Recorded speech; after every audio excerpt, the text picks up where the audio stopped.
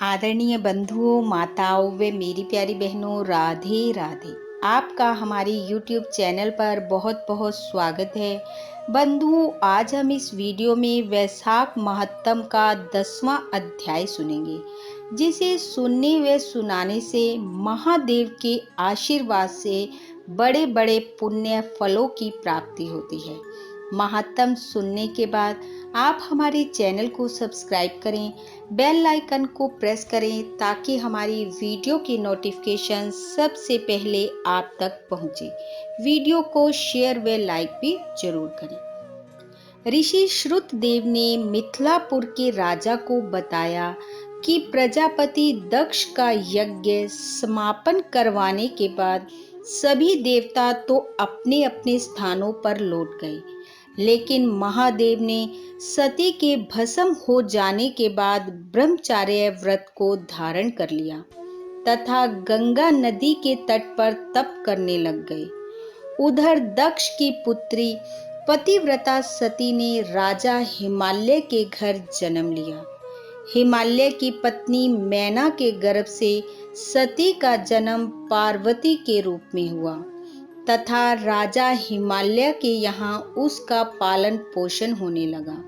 हे मिथिलापति, उसी समय के दौरान तारकासुर नाम का एक राक्षस भी पैदा हुआ।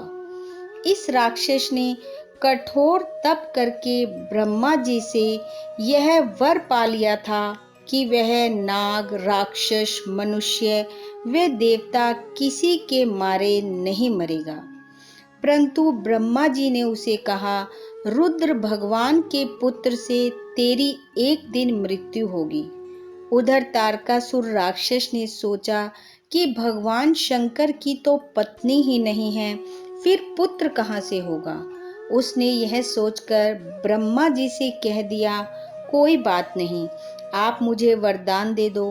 ब्रह्मा जी से वरदान पाकर तारकासुर ने सबको दुखी करना शुरू कर दिया। उसे इस बात का भ्रम था कि कोई उसे नहीं मार सकता। उसने दिन रात अत्याचार करने शुरू कर दिए, देवताओं तक को अपना दास बना लिया।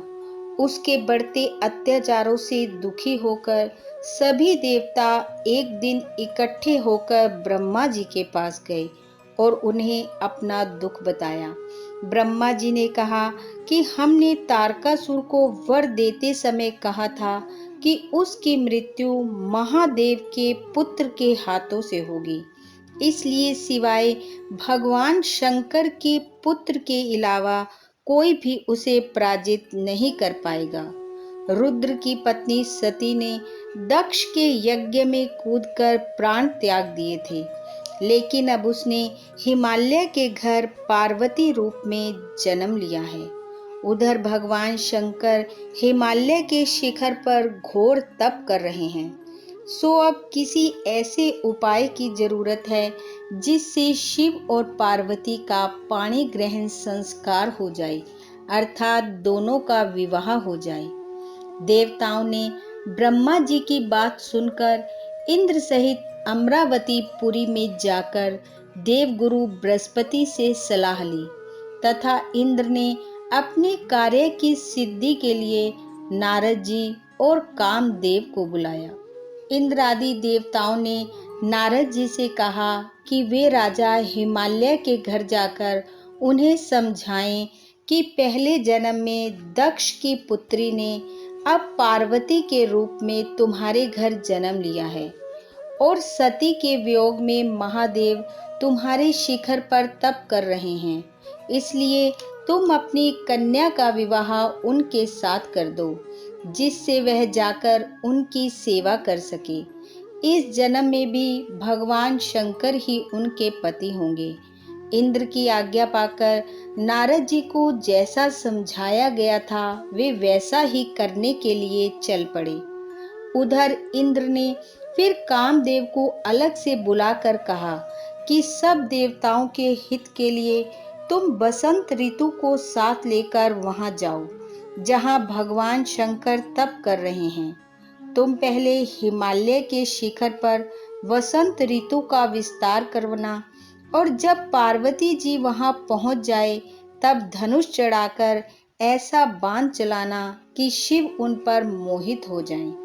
उनका संगम होते ही सब कार्य पूरे हो जाएंगे। इंद्र की आज्ञा पाते ही कामदेव अपनी पत्नी रति को साथ लेकर तपोवन में पहुंच गए और वहां वसंत ऋतु का प्रसार कर दिया। ऋषि श्रुतदेव ने मिथिला के राजा को कथा सुनाते हुए बताया कि एक समय श्री महादेव जी की सेवा करने के लिए पार्वती जी वहां बैठी हुई थी कि तभी कामदेव ने एक वृक्ष की ओट में छिपकर भगवान शंकर को बाण मारा तो अचानक शिव का मन चलायमान हो गया।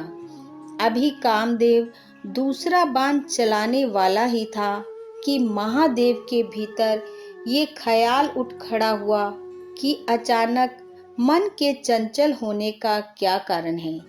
जब उन्होंने चारों तरफ देखा तो महादेव की नजर कामदेव पर पड़ गई। उन्हें इतना क्रोध आ गया कि उन्होंने मस्तक से अपना तीसरा नेत्र खोल दिया। महादेव के तीसरे नेत्र से ऐसी अग्नि निकलने लगी कि पूरा संसार भयभीत हो उठा। हे राजन, भगवान शिव के तीसरे नेत्र से निकलने वाली भयानक अग्नि से धनुष सहित कामदेव वहीं भस्म हो गया। वसंत और रति भी डर के मारे वहां से भाग गए। इतना ही नहीं, पार्वती जी भी भयभीत होकर दूर चली गई। तब स्त्री की निकटता को दूर करने के लिए भगवान शंकर भी अंतर ध्यान हो गए। हे राजन, इस प्रकार अपने स्वार्थ की सिद्धि करने वाले देवताओं का काम तो क्या सफल होना था, बल्कि उल्टा अनर्थ हो गया। इसलिए हे मिथिलापति, जो कोई साधुओं से दुष्टता करता है उनके साथ ऐसा ही होता है। तुमने पूछा था कि राजा हेमांग को 7 जन्म तक कुत्ते की योनि क्यों प्राप्त हुई, इसलिए मैंने तुम्हें यह प्राचीन कथा सुनाई है। हे राजन, हेमांग का नाम का वह राजा भी साधुओं को अप्रिय था, क्योंकि वह भली भांति साधुओं की सेवा नहीं करता था।